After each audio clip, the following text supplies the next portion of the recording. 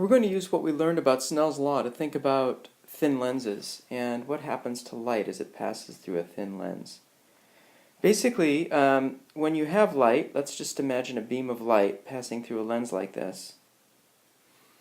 When it's at this interface here, remember this is air over on this side, and this is glass in here, or whatever the lens happens to be made out of. I'll assume it's glass.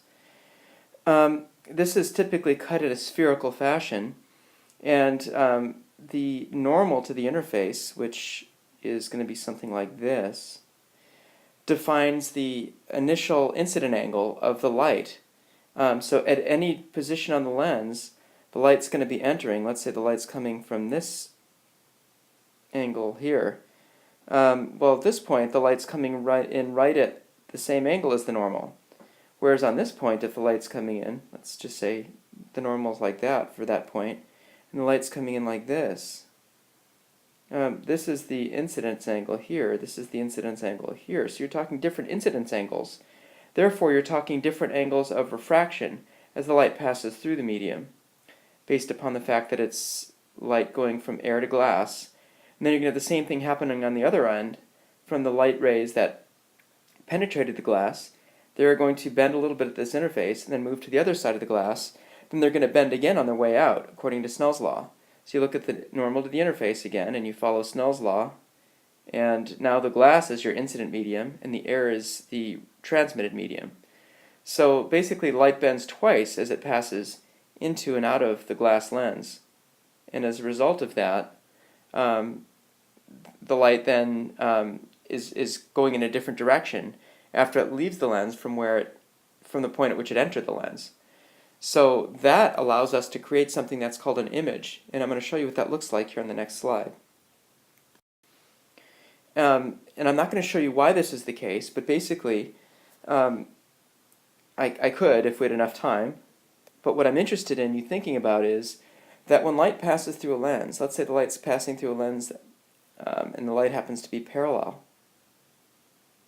that light is going to come to a focus at a point that is called the focal point.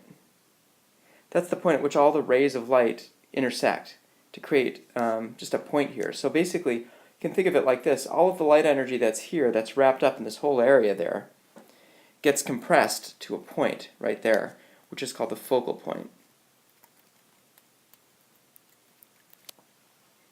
or the focus of the lens. And the focus of the lens is located at a certain distance away from the lens. Now this is the case of a convex lens, meaning that it has two halves, each that are circular, that are put together to create this lens that you see here, known as a convex lens. You can also have concave lenses that would look something like this. And as a result of Snell's law, when the light passes through the lens for a convex lens, the light will actually come to a focus at a focal point. For a concave lens, the light would actually, what's called diverge. It would do something like this. So it would not come to a focus.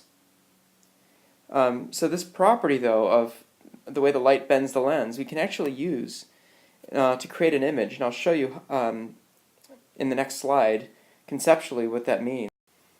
Basically, if you have an object, let's say, at some point here, I'm gonna draw it like this. I'm going to draw a lens over here.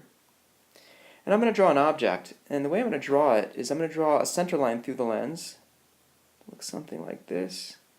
And I'm going to draw the object in blue, like that. So here's my object. Let's say it's a, oh boy, what would be a good object to draw? An arrow. Something simple that I can draw. I can draw an arrow.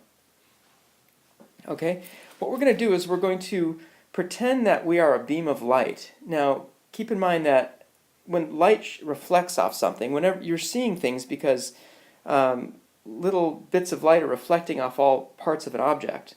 Some of it goes that way, some of it goes that way, some of it goes that way. It scatters everywhere. We're interested in the light that scatters off of this object as if the object is a source of light, like a light bulb. It's scattering the light.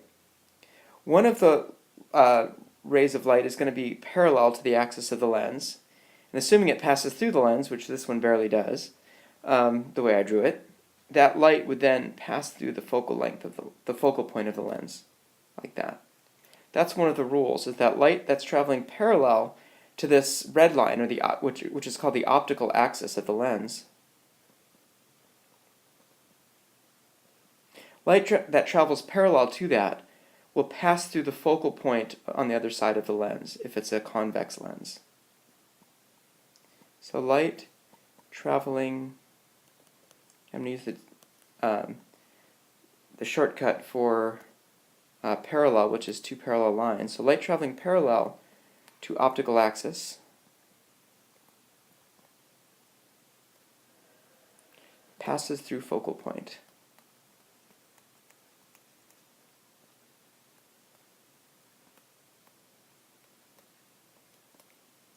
The other rule which is useful to think about is when the lens is thin, we can make this assumption that light that travels through the center of the lens will pass through unperturbed.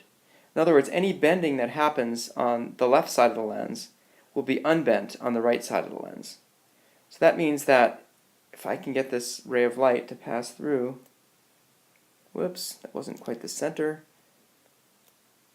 it's better, that it will meet the other ray of light at some point over here, and that's where the tip of the image will be formed, of an optical image that you can actually see.